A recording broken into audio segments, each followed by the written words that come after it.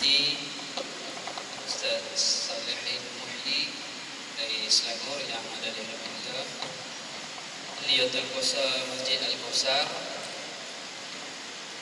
para haji-haji, ustaz-ustaz, alim ulama, ustaz-ustaz, muslim-muslimat sidang jemaah solat maghrib yang dirahmati Allah sekalian.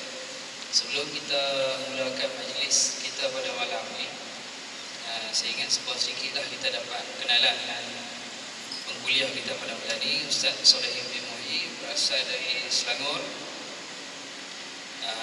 kelulusan dalam bidang Al-Quran dan Sunnah dari Universiti Kebangsaan Malaysia dan Universiti Melayu, dan sambung master di Jordan, kemudian berkhidmat di Selangor dan sekarang ni sebagai mentor lah di Mahad Tahfiz As-Salihin Sabak Penam Selangor untuk anak-anak yatim. Ya, sekarang ni pelajar dimuangkan 150 orang saya. Jadi ustaz dah boleh dikatakan sebagai pendakwah bebas lah, dan alhamdulillah dapat bersama dengan kita pada malam ni. Mudah-mudahan warga Tawau dapat manfaat dengan kehadiran orang-orang yang ada ilmu agama, insya-Allah. Dan kita pun sedia maklumlah, hatta kalau terlena dalam menjadi ilmu pun ada pahalanya, apatah lagi kalau dapat buka mata, dapat dengar, insya-Allah. Ya, jadi kalau sempat masa kita WhatsApp ke mesej kawan-kawan kita, masih ada peluang. Saya ingat sampai insya-Allah, sampai solat isya. Jadi saya ingat itu saja. Mudah-mudahan hadiran tuan-tuan dan puan-puan pada malam ini akan diberkati oleh Allah Subhanahu Wa Taala, dan terima kasih kepada pihak Al-Qasar yang membuat untuk program agama seperti ini. Jadi dengan segala hormatnya, majlis persilakan Ustaz Salihin Muhyi untuk meneruskan majlis. Assalamualaikum warahmatullahi wabarakatuh.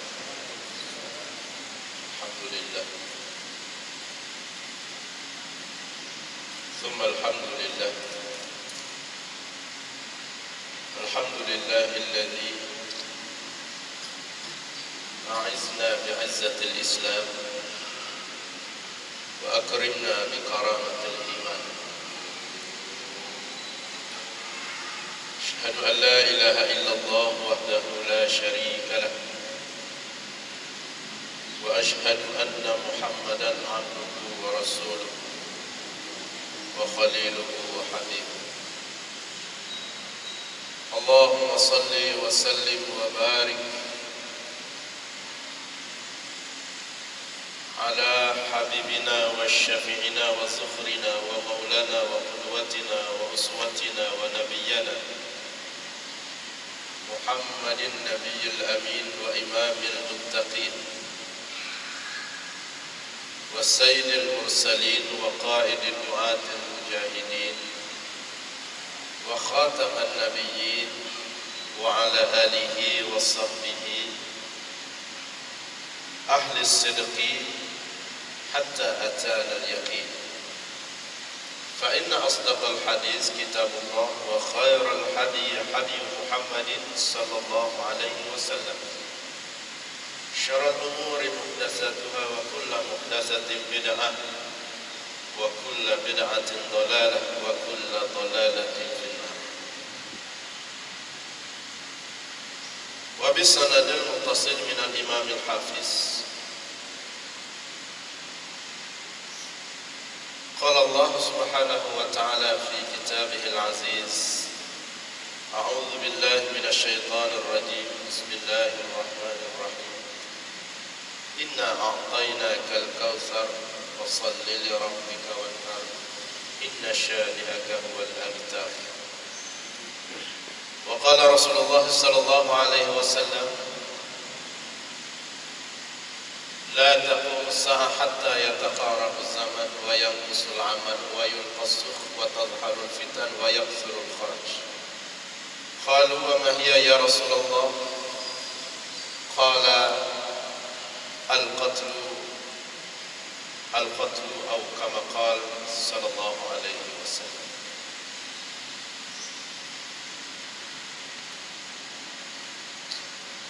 Ashabul Fadilah, saudara pengurusi, tuan imam, tuan guru, pengurusi dan seluruh ahli jawatan kuasa Masjid Al-Kautsar, sekalian pimpinan masyarakat, ustaz-ustaz, ustazah, cikgu, ibu, ayah, abang, adik-adik, para tetamu Allah, alhamdulillah. Pertama-tama dan selamanya kita merafakkan syukur kita kepada Allah Subhanahu wa taala. Di antara sebaik-baik kesyukuran kita sentiasa melafazkan alhamdulillah. Pertama kerana Allah telah menciptakan kita sebagai manusia. Bukan kayu, bukan batu, bukan binatang, bukan ayam, bukan itik, bukan kerbau. Dan bukan sekadar manusia, tetapi dilahirkan kita dalam lingkungan manusia yang muslim. Bukan Buddha, bukan Kristian. Dan alhamdulillah bukan sekadar muslim atas nama, tetapi sekurang-kurangnya alhamdulillah dilurungkan kita pada malam ini terus berada di rumah Allah Subhanahu wa taala. Untuk kita memakmurkan rumah Allah, kita mengagungkan syiar agama Allah. Wa may yu'azzim sya'air Allah fa huwa min taqwal qulub. Allah menyebut sesiapa yang mengagungkan syiar agama Allah, itulah orang-orang yang ada ketakwaan dalam hati mereka. Dan syukur lagi pada malam ini kita dapat bersama-sama dapat bertemu. Dan saya kira pertama kali di Masjid Al-Kautsar ini sejak daripada alam wujud lagi, inilah kali pertama dapat saya di masjid ini. Sebelum itu boleh jadi di masjid-masjid yang sekitar-sekitar sini. Para hadirin sekalian, dalam kesempatan yang ringkas pada maghrib ini saya membacakan beberapa potong ayat daripada surah Al-Kautsar, mengambil manfaat nama masjid kita Al-Kautsar. Dan saya membacakan satu hadis Nabi sallallahu alaihi wasallam. Hadis yang diriwayat oleh Imam At-Tirmizi ataupun Imam At-Tirmizi daripada Anas bin Malik. At-Tirmizi seorang ulama yang hadis yang mengambil banyak hadis-hadis Nabi dan mengumpulkan hadis-hadis sahih di dalam Jami'ul Kabir, sehingga kitabnya Jami'ul Kabir termasuk di dalam Sunan Sittah, antara kitab yang menghimpun hadis-hadis sahih. Beliau seorang ulama yang akhirnya waktu tuanya dia buta kerana banyaknya menuntut ilmu. Banyak menuntut ilmu dia sampai buta. Itu kelebihan orang. Kelebihan orang sekarang banyak membuta sampai tidak tuntut ilmu. Itu kelebihan orang sekarang. Jadi beza. Cuma kalau ada sekata pengurusi, kalau ada yang tertidur malam ini pun dapat pahala juga. Tapi saya percaya kita tak tidur, sebab kita ini adalah pengikut kepada Imam Syafi'i rahimahullah ta'ala. Guru kepada Imam Syafi'i nama dia Imam Malik. Imam Syafi'i waktu belajar dia suka duduk di belakang-belakang sedikit gitu. Dan dia sentiasa tunduk kerana hormat guru. Bukan makna dongak itu tidak hormat, tetapi dia menghayati, dia mendengar dan menghayati. Disangka Imam Malik, Imam Syafi'i ini tidur. Jadi Imam Malik pun panggil, Bi'i, gitulah kalau orang sekarang. Syafi'i, tidur ke? Dia pun angkat kepala, tidak tuanku. Dia pun angkat kepala. Kalau tidak tidur, cuba ulang balik apa yang saya ajar. Imam Syafi'i boleh ulang balik. Itu kehebatan Imam Syafi'i. Ingatannya sangat tajam. Macam mana ingatan tidak tajam? Umur 6 tahun dia sudah hafal 30 juzuk Quran. 6 tahun 30 juzuk. Kita 60 tahun juzuk ke 30. Biasa. 6 tahun 30 juzuk. Umur 9 tahun dia sudah hafal Muwatta Imam Malik, Imam Syafi'i. Sehingga gurunya Imam Malik puas hati bila Imam Syafi'i dapat mengulang apa yang diajar oleh guru. Kemudian bila Imam Malik berpuas hati, Imam Syafi'i pun kembali tunduk balik. Sebab itu kalau tuan-tuan tunduk, saya percaya itu pembawaan Imam Syafi'i rahimahullah ta'ala. Itu tidak tidur. Baik. Jadi tuan-tuan sekalian, Imam Tirmizi mengambil hadis daripada Anas bin Malik. Saya sebut perawi ini sebab supaya jangan nanti, sebab sekarang ini orang suka berhujah. Hadis yang kita ambil itu hadis palsu, hadis dhaif, macam-macam. Jadi saya sebut perawinya supaya kita jelas. Sekarang ini orang agama sudah mulai bergaduh dengan orang agama. Orang sudah mau berdebat atas nama agama. Sangat memalukan. Untuk mencari kemenangan katanya. Untuk mencari kemenangan. Agama itu sudah cukup membawa kebenaran. Sebenarnya tidak perlu untuk dipanjang-panjang. Jadi Anas bin Malik adalah sahabat Nabi yang terakhir sekali wafat di kota Madinah. Di kalangan ramai-ramai sahabat Nabi terakhir sekali wafat ialah Anas bin Malik. Waktu kecil-kecil lagi, ibunya bawa Anas ketika baru sudah dilahirkan, bawa Anas bin Malik jumpa kepada Nabi dan minta doa. Dan Nabi doakan dengan 4 doa kepada Anas bin Malik. Allahumma arhamhu wa aghfir auladahu wa amwalahu wa aghfir khatayahu. Ya Allah, rahmatilah akan Anas bin Malik. Itu waktu bayi lagi. Rahmatilah akan Anas bin Malik dan kau perbanyakkanlah hartanya dan kau perbanyakkanlah akan keturunan zuriatnya dan kau ampunilah segala dosa-dosa. Ketika Nabi berhijrah ke Madinah, umur Anas 10 tahun dan dia menjadi PA kepada Nabi waktu di Madinah, politik assistant dipanggil. Dia sentiasa bawa barang-barang keperluan. Kalau Nabi nak pergi mana, dia yang pegang, dia yang tolong bawa. Berkhidmat, bekerja dengan Nabi SAW. Itu Anas bin Malik. Apa kata Nabi? La taqumu sa'ah hatta yataqarabu zaman. Tidak akan berlaku kiamat, kata Nabi, sehingga kamu akan merasakan akhir zaman nanti. Waktu ini akan berputar, semakin hari semakin cepat kita rasakan. Semakin hari semakin lagi, semakin hari semakin cepat. Waktu yang Nabi sebut hari itu yang kita rasa pada hari ini. Ini pejam celik, tuan-tuan sekalian, tak lama lagi nak masuk kepada bulan Syawal dah. Nak masuk pula Ramadan, raya pula kita, Syawal pula kita. Waktu berputar, semakin hari semakin cepat. Sebab apa? Nabi kata umatku akhir zaman ketika itu wayang usul amal, sebahagian besar mereka semakin kurang amalan-amalan mereka. Semakin lama semakin kurang amalan-amalan mereka. Ini umat Nabi Muhammad sebahagian besar, Nabi kata amalan. Dan kata ulama hadis menguraikan ini bukan sekadar dia tidak beramal, sebenarnya ramai juga yang beramal, tetapi amalan yang berasaskan kepada ilmu. Sebab amalan itu Allah terima tidak terima berasas kepada dua. Pertama, dia mesti amalan yang ikhlas, hanya untuk Allah semata-mata.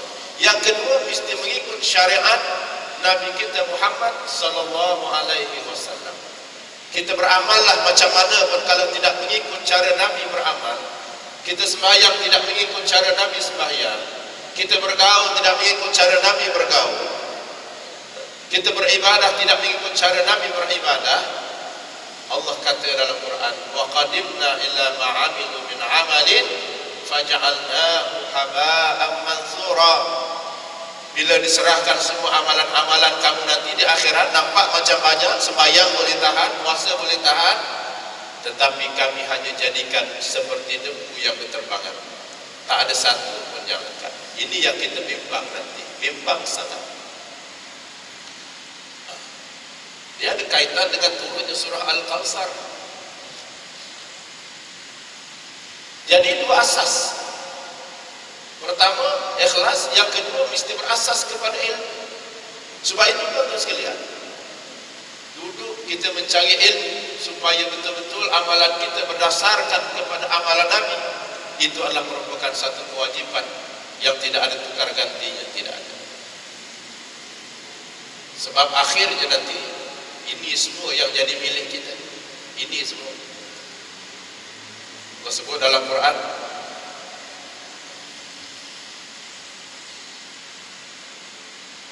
yarfa'ul ladzina amanu minkum wal ladzina utul ilma darajat. Allah kata Allah akan mengangkat orang-orang yang beriman dari kalangan kamu dan orang-orang yang dikurniakan ilmu pengetahuan. Yarfa'illahu ladzina amanu minkum wal ladzina utul ilma darajat. Allah akan mengangkat. Sebab tu orang baca yarfa' tu dengan fi'il mudhari'. Orang bahasa Inggris kata present tense. Allah akan terus mengangkat, bukan sekadar orang dulu, sampailah orang akhir zaman nanti.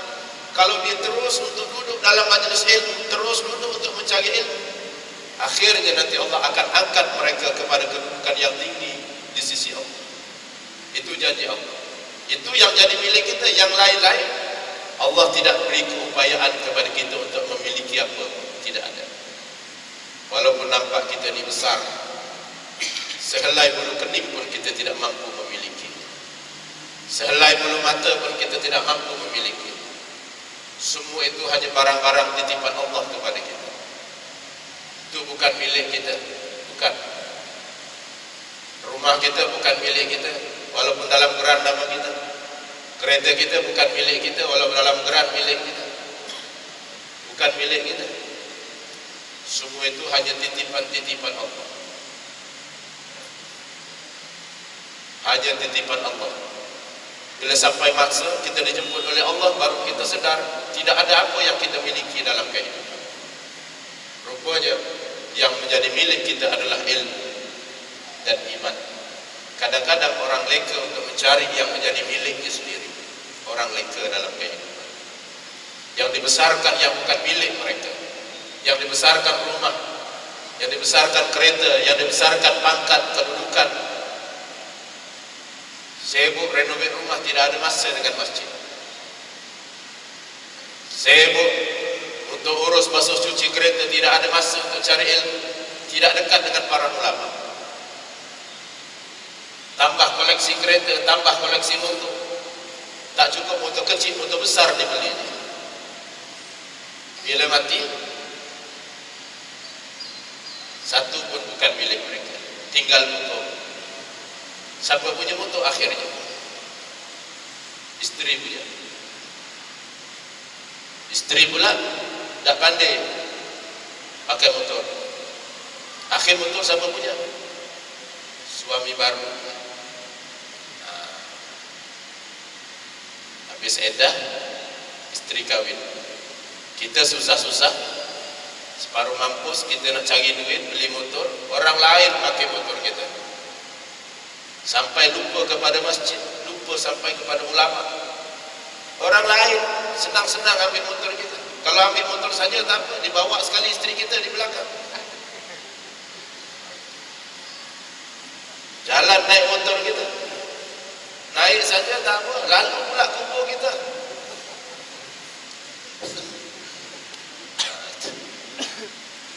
Siap isteri bagi tahu yang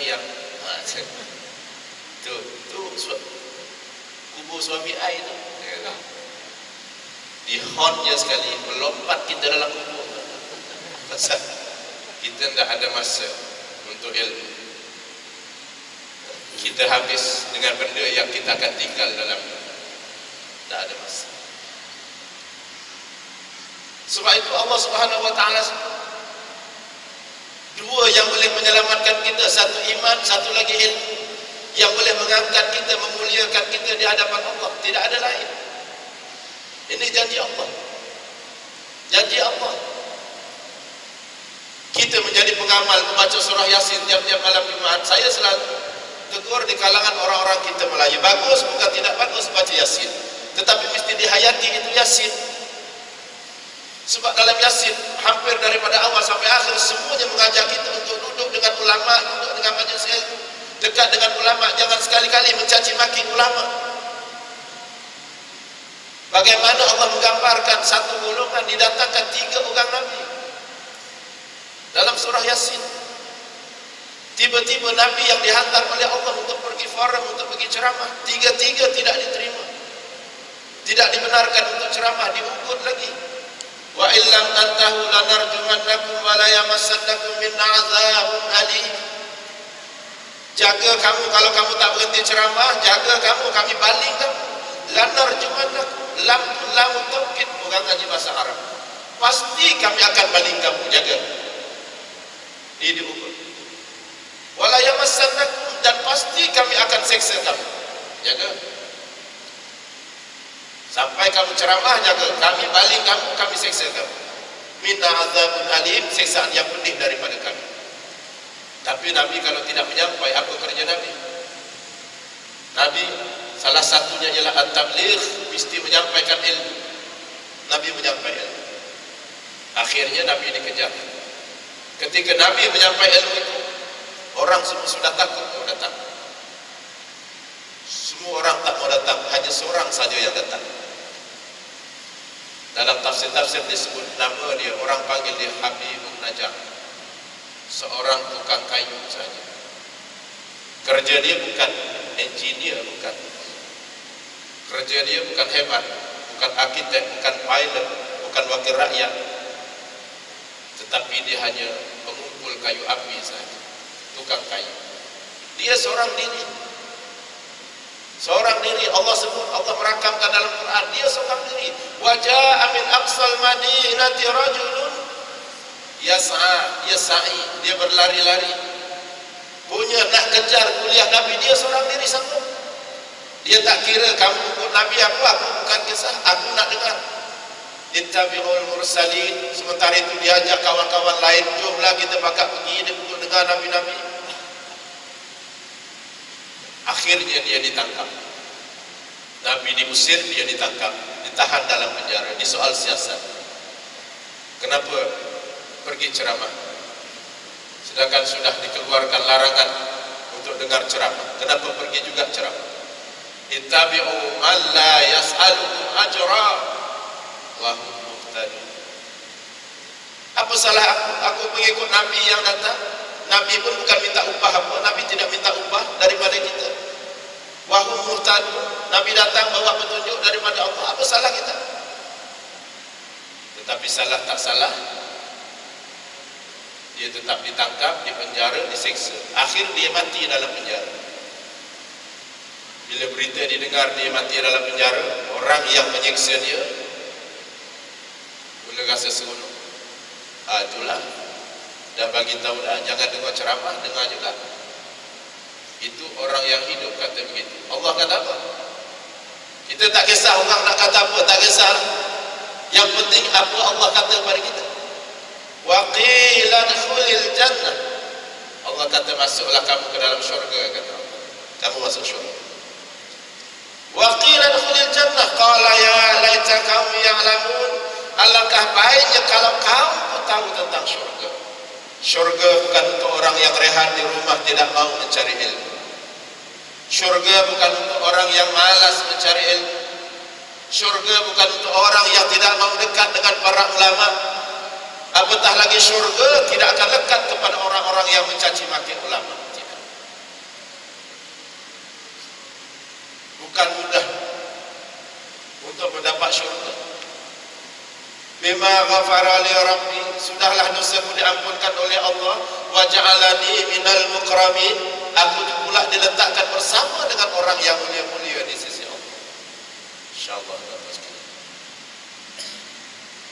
Mencari ilmu sahaja, istiqamah dalam mencari ilmu, istiqamah dalam majlis ilmu, Allah kurniakan surga. Soal pandai tak pandai soal nomor, tapi soal keinginan kita untuk mencari ilmu dalam kehidupan. Sebab itu tuan-tuan sekalian, ini penilaian. Allah kata, Inna a'tainakal kautsar. Sesungguhnya kami kurniakan kepada kamu wahai Muhammad dengan Al-Kautsar. Kautsar ini menurut salah satu daripada tafsirnya ialah kolam Nabi itu nama dia Al-Kautsar. Panjangnya kolam Nabi menurut setengah riwayat beberapa hadis ialah antara Palestin sampailah ke Masjidil Haram. Antara Masjidil Aqsa sampai Masjidil Haram itu panjang dan melebar. Perjalanan berapa jam? Wallahu a'lam. Dulu masa saya belajar di Jordan dulu, saya pernah pergi umrah naik bas. Itu naik bas daripada Amman Jordan sampai ke Masjidil Haram, naik bas saja 22 jam. Naik bas. Itu kalau nak sambung lagi pergi ke Masjidil Aqsa tambah dalam 3 jam lagi, 4 jam. Jadi 26 jam lebih kurang. 27 jam baru sampai. Naik bas besar. Dan Nabi beritahu kita bahawa Nabi nanti akan tunggu umatnya di tepi kolam. Dan semua daripada umat Nabi Muhammad nanti akan dapat minum di kolam itu. Kecuali satu golongan, kata Nabi, yang dihalau oleh Jibril alaihissalam.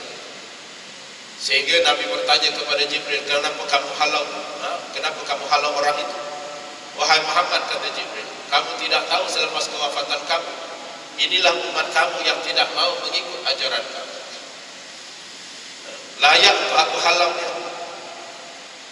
Layak untuk aku halaunya. Sebab itu tu. Sehingga Nabi menangis. Nabi menangis.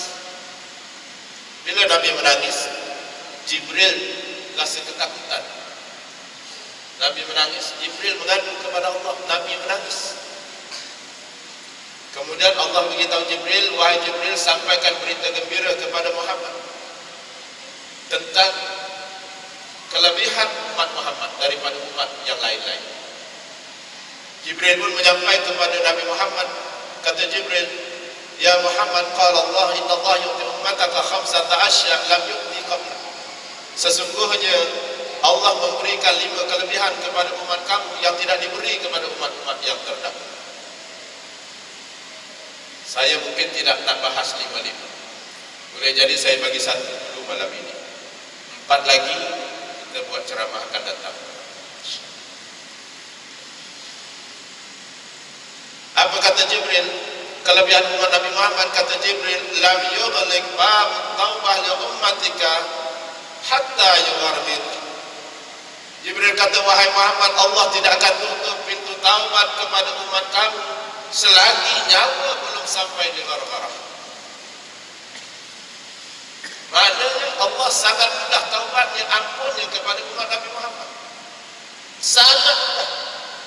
Allah tak beri kepada umat-umat terdahulu. Fir'aun waktu sehat, waktu kejar Nabi Musa, Allah sudah tutup pintu taubat. Umat Nabi Nuh ketika angkuh kepada Nabi Nuh, hina Nabi Nuh ketika itu sudah ditutup pintu taubat. Tapi umat Nabi Muhammad selagi nyawa belum sampai di ghargharah, selagi itu Allah tidak tutup pintu taubat.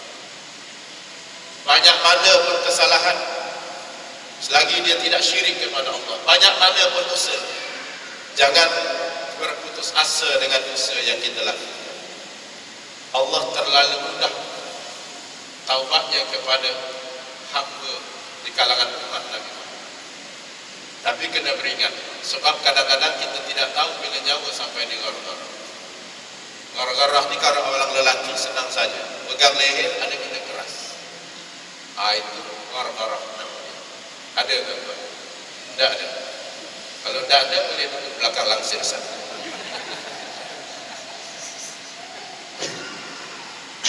Maknanya Jawa tinggal 1 seken untuk cabut saja. Itu sudah stesen yang terakhir itu.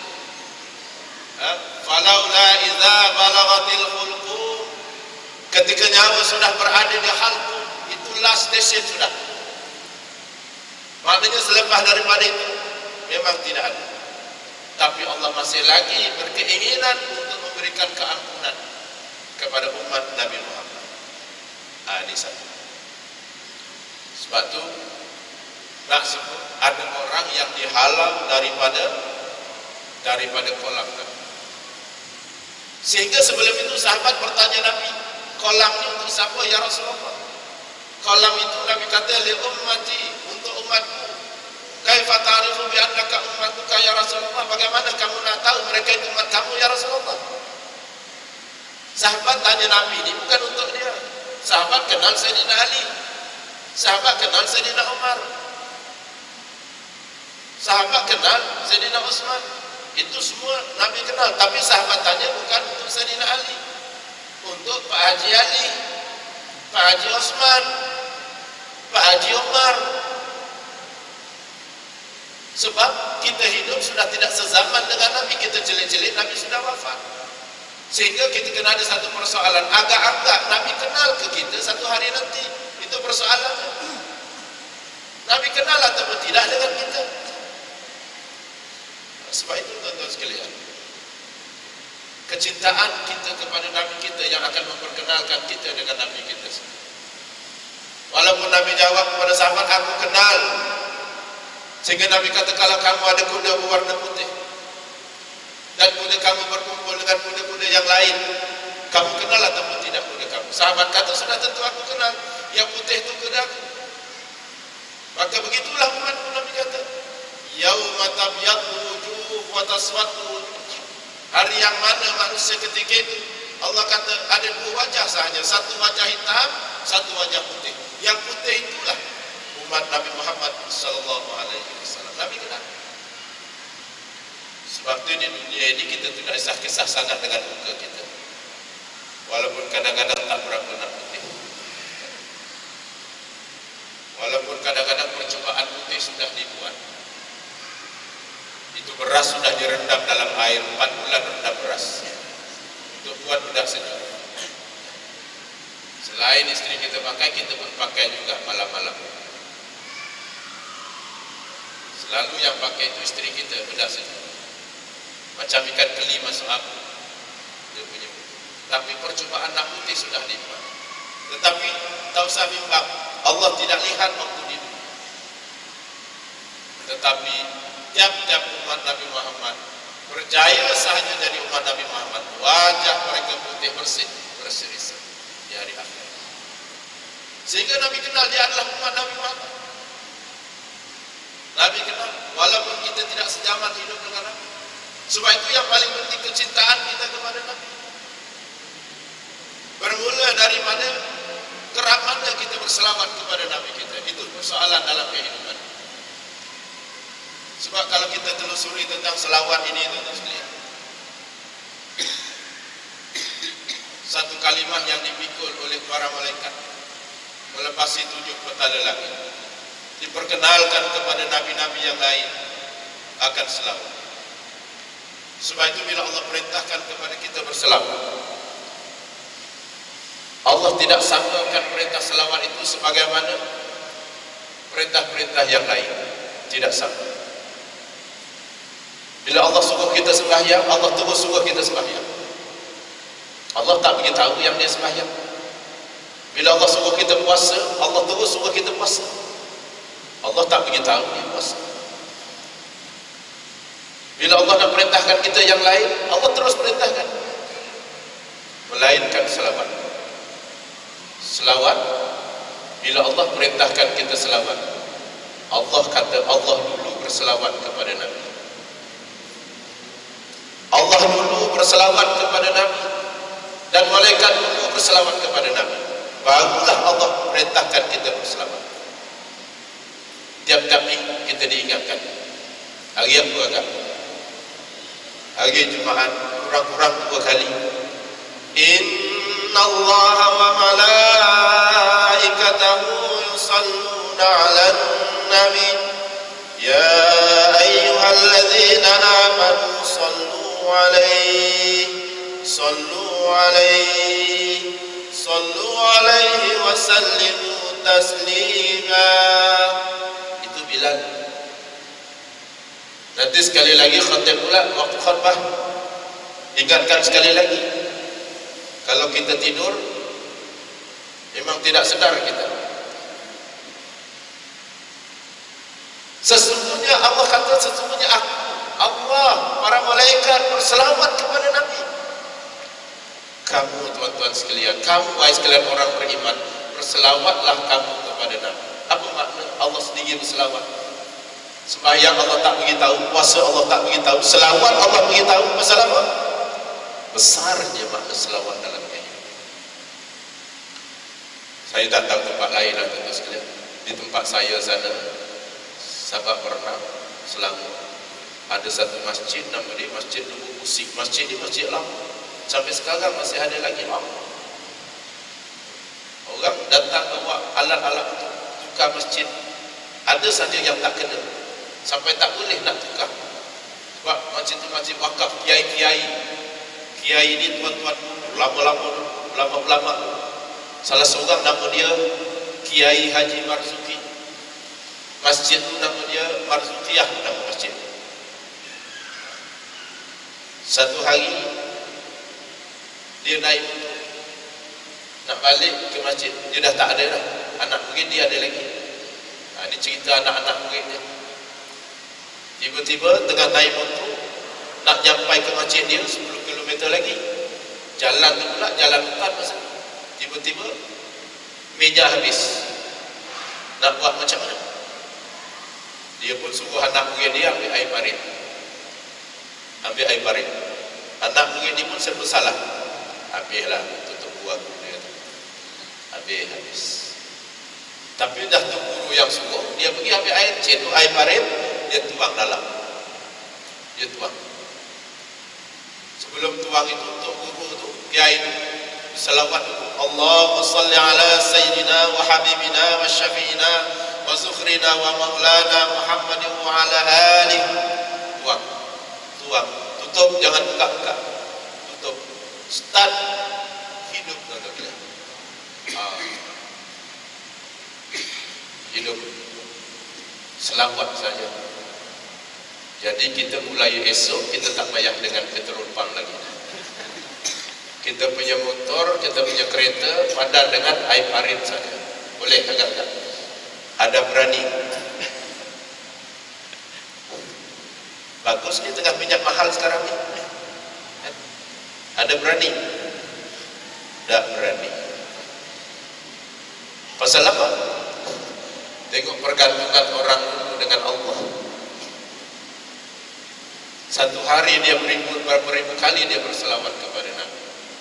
Kita satu hari berapa banyak kita berselawat kepada Nabi kita. Tengok, Allah dah bagi jaminan, kamu selawat Nabi, kamu cinta Nabi, aku sayang kamu, kata Allah. Itu ta'liq Allah.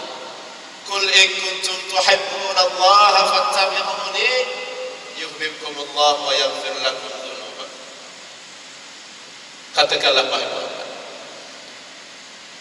kepada umat kamu, sekiranya kamu ingin aku kasih, ikutlah akan Muhammad, ikutlah akan jalan, kata Nabi, aku akan kasih kepada kamu, kepada umat kamu.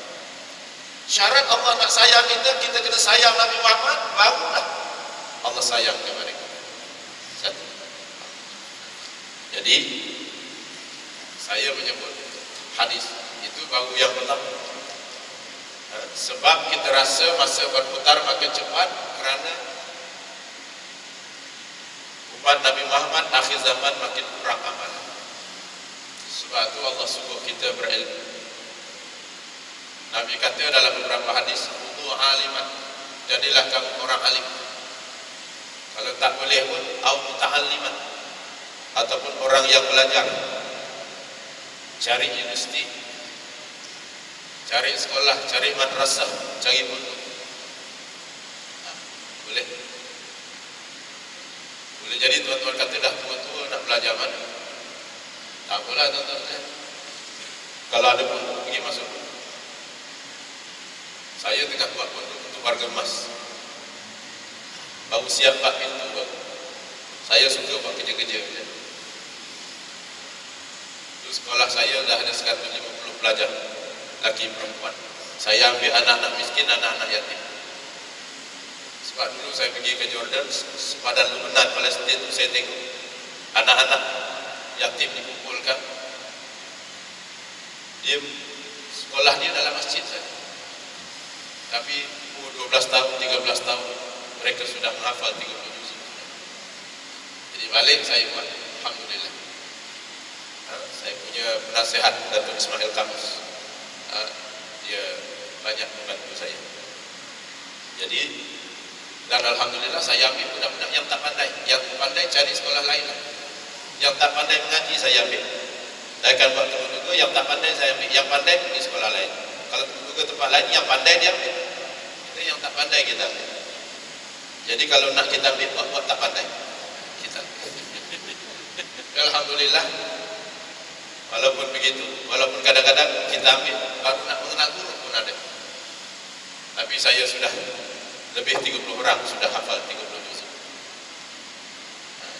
Antara guru saya yang saya minta mengajar sekarang sudah jadi imam besar. Imam 3 ke imam 2 saya ada. Masjid besar di Kota Kinabalu. Itu antara guru sekolah saya. Sekarang tidak berhenti. Baik. Muta'alimat. Saya pun muta'alimat ni makna belajar dengan kitab. Kalau tak boleh pun Nabi kata al-mustami'at, dengar. Dengar. Malam ni tuan-tuan sekalian, kalau dulu memang guru tidak bawa kitab, anak murid yang bawa kitab. Pasal dulu guru alim, anak murid tak alim. Jadi anak murid bawa kitab. Sekarang anak murid tak bawa kitab, alim yang anak murid. Jadi malam ni biar kita sama-sama alim, sama-sama tak bawa kitab.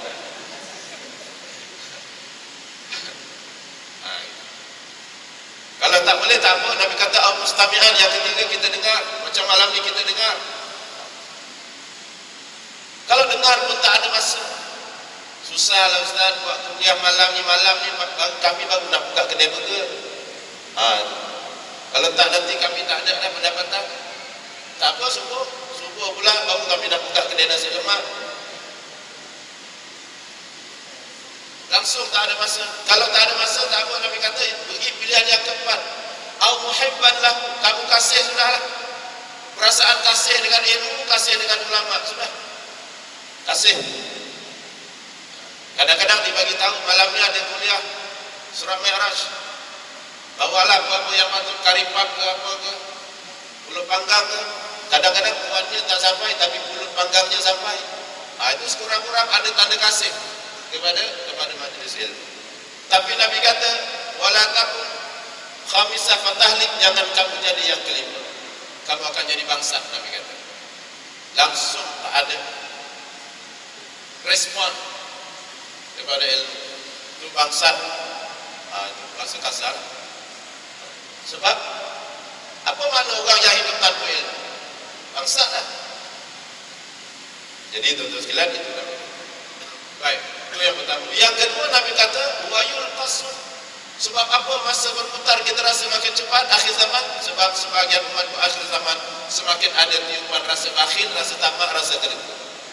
Ada masa banyak satu hari untuk duduk dalam majlis ilmu 1 jam, kadang bakhil, tamak. Masa 24 jam duduk kedai kopi tengok gusti 2 jam tak ada apa-apa.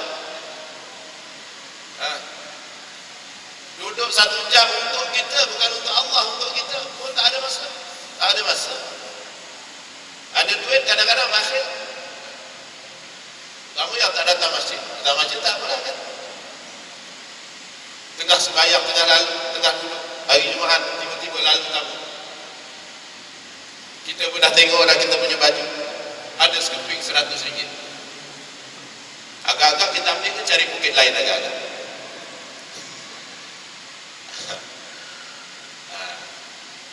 Kita pun cari bukit lain. Cari bukit lain, tengok-tengok tak ada. Cuba tengok bawah 100 ada 50 sen. Agak-agak ambil yang mana? 50 sen ke 100?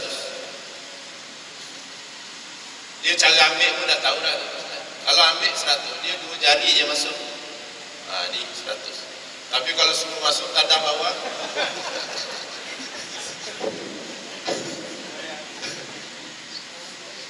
saya tanya orang kampung saya, nak ambil yang mana?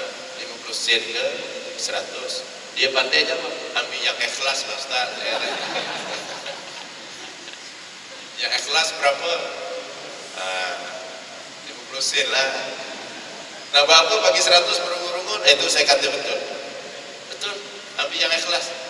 Nanti bagi 100 sampai kita pun tak tenang. Alah, dunia lah 100. Betul, bagi 50 sen, itu betul. Lepas tu kita masuk tabung masjid. Itu betul, ikhlas. Tetapi yang tak betulnya, lepas kita masuk tabung masjid, perasaan kita kata apa?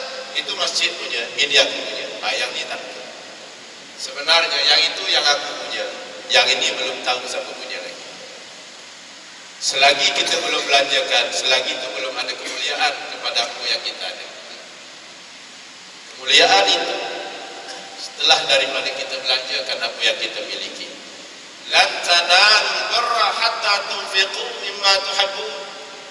Selama-lamanya kamu tidak akan ada kebaikan selagi kamu belum menafkahkan apa yang kamu kasih dalam kehidupan.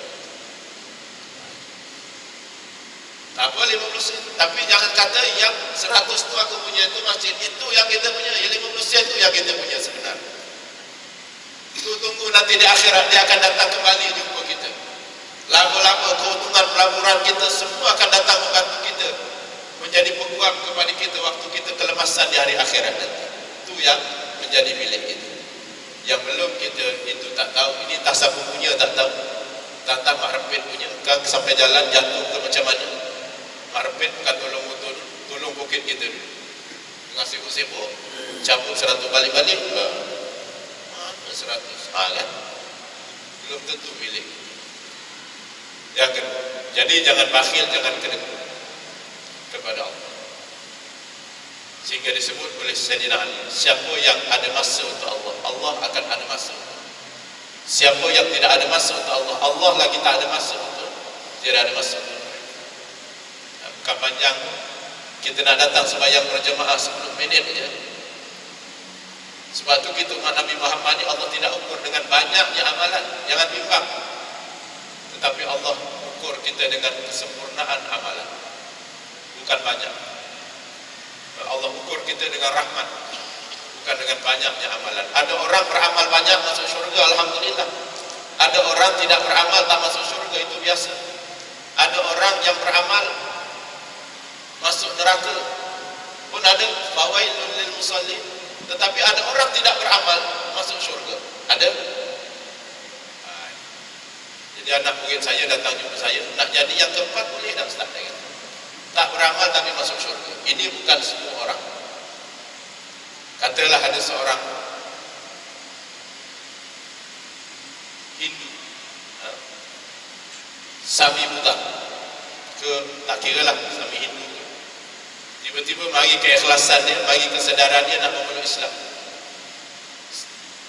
1 jam lepas dia mengucap kalimah syahadah, aksiden mati. Allah nak letak mana dia? Syurga ke neraka? 60 tahun jadi imam, jadi sami, baru 1 jam memeluk Islam. Allah nak letak mana dia? Masa aksiden tu tanda 4 calit dia tak ambil lagi. 4 calit tak ambil lagi. Confirm dia akan dimasukkan dalam syurga oleh Allah. Sebab syurga untuk yang Allah kasih, bukan banyak amalan, tapi Allah kasih kepada amalan yang kita buat. Jadi kita beramal. Kemudian yang keempat, yang ketiga, Nabi kata banyak berlaku fitnah akhir zaman. Ini akhir zaman banyak fitnah. Fitnah kadang semudah di ujung jari kita nak sambung. Fitnah-fitnah mengata-ngata orang, menghina-hina orang, semudah kita sambung dengan kita punya handphone saja. Sebab itu fitnah akhir zaman paling besar, fitnah kepada Islam. Dan umat Islam akhir zaman memang terfitnah. Dan Boleh jadi ada masa kita boleh sebut tentang gambaran Nabi kepada umat akhir zaman nanti. Dan yang kelima, yang keempat, Nabi kata akhir zaman nanti, sehingga kita rasa masuk berputar makin cepat. Nabi kata banyak berlaku kharaj. Apakah kharaj itu ya Rasulullah? Nabi menjawab, kharaj itu ialah peperangan demi peperangan. Ini sebenarnya kita sudah berada di akhir zaman. Peperangan di mana-mana. Peperangan di mana-mana. Kadang sama ada dia betul-betul kerana nak pembebasan atau sengaja ditaja untuk berlakunya peperangan. Semua boleh berlaku.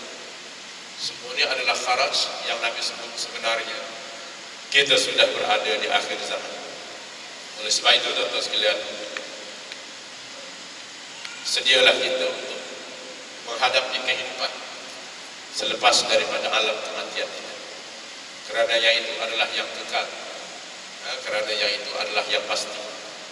Kita boleh keluar rumah tiap-tiap hari.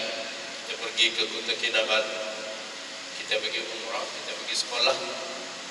Kita berasa nak kembali balik ke kampung halaman kita. Tetapi akan ada masa nanti bila kita keluar, kita takkan kembali balik ke kampung halaman kita. Saat itulah barulah kita sedar bahawa mana yang milik kita, mana yang bukan, yang bukan. Wallahu a'lam. Mudah-mudahan sedikit sebanyak malam ini berikan sedikit pengetahuan kepada saya dan kepada tuan-tuan sekalian. Saya mohon keampunan kepada Allah, kemaafan kepada tuan-tuan sekalian.